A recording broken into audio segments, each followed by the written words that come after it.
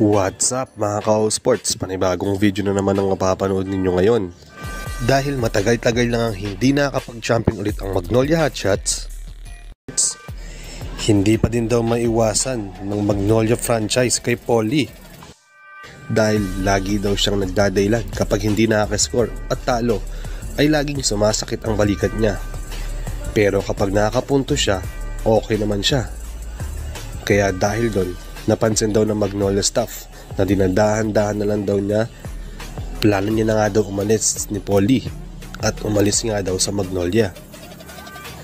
Ito nga ay ayon sa rumors.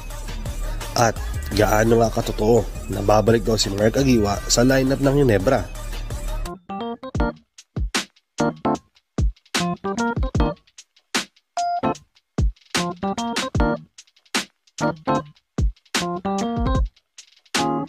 Nagiging kontrobersyal na naman nga ngayon si Paulie dahil sa kumakalat ng mga rumors. At madami na din daw kasing napapansin, even yung mga staff ng Magnolia franchise, sa ginagawa nga nito ni Angas ng Tondo, Paulie. May mga time naman kasi na maganda yung laro niya mga ka-sports. Kaso, hindi naman may iwasan talaga yung mga bad nights. Katulad ng paminsan-minsan na hindi siya nakaka-score or sobrang baba ng performance na pinapakita niya. May nakapansin na nga daw ng isang Magnolia staff kapag bad night nga raw kasi ni Paulie. At nagdadahilan na sumasakit na naman daw ang balikat niya kapag hindi nga siya nakaka-score. Kilala pa naman si Paul na may shoulder injury for the past years.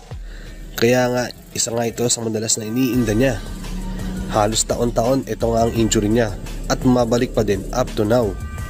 Kaya hindi maiwasan na may makapansin sa performance niya kapag maganda ang laro niya. Hindi sumasakit ang balikat niya doon. Pero kapag talo sila or hindi nga maganda ang performance niya, sumasakit ang shoulder injury niya. Nababas na nga siya ng mga tao dahil doon.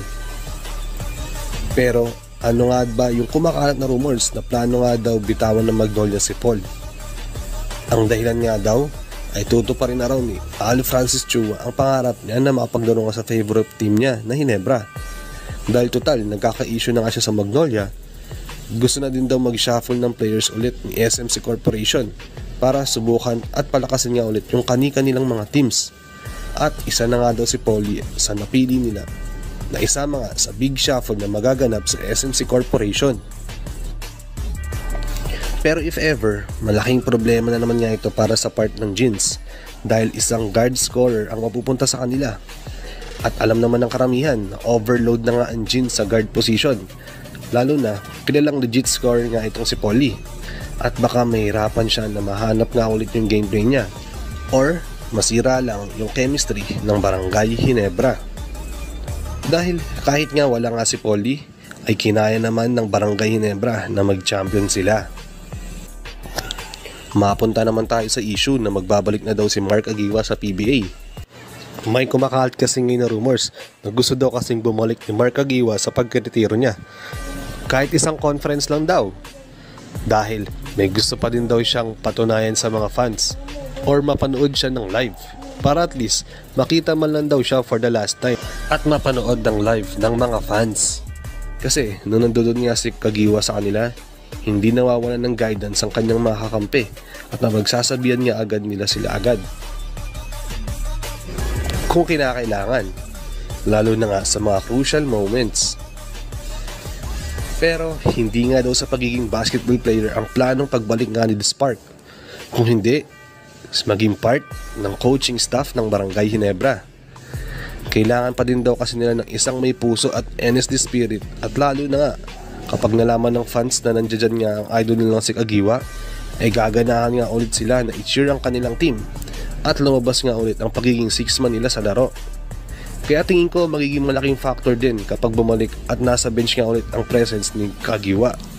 Kilala din kasi na malapit si Mark kay Ali Francis Chua at alam ni Chua kung ano ang tingin niya makakatulong sa kanilang kupunan. Naging player niya din kasi si Mark dati at alam niya kung gaano nga siya ka-special lalo na sa mga fans. Iba ang karisma na nadadala ni Bart sa kanilang kupunan. At kahit nga hindi nga siya napapasok dati nung player pa siya, for sure, max contract pa din ang natatanggap niya sa team at mataas ang bonus kahit pa paano na nakukuha niya.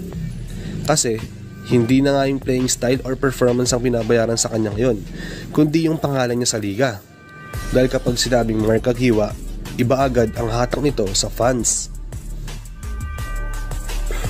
Iba talaga ang nadudulot ng Aguiwa kapag nandiyan nga siya sa lineup ng Barangay Ginebra. Kaya sa malamang magkakagulo nga ulit ang mga fans kapag nabalitaan nga nila yan or natuloy yan. Pero sana man lang mabigyan ng magandang retirement nga itong si Aguiwa at JJ Helterbrand para at least maging official na nga silang maging coaching staff or kahit isa lang sa kanila, para at least nandun nga yung presence nila talaga at tribute na rin yan sa mga fans. Pero para sa inyo ba mga ka-sports, gusto nyo bang mapabilang si Aguiwa sa coaching staff na lang ng Ginebra? Or dapat ibigay na lang niya ito sa iba na may mas deserve? Mag-comment na kayo sa baba mga ka-sports. Paano? Hanggang dito lang muna tayo sa video na to.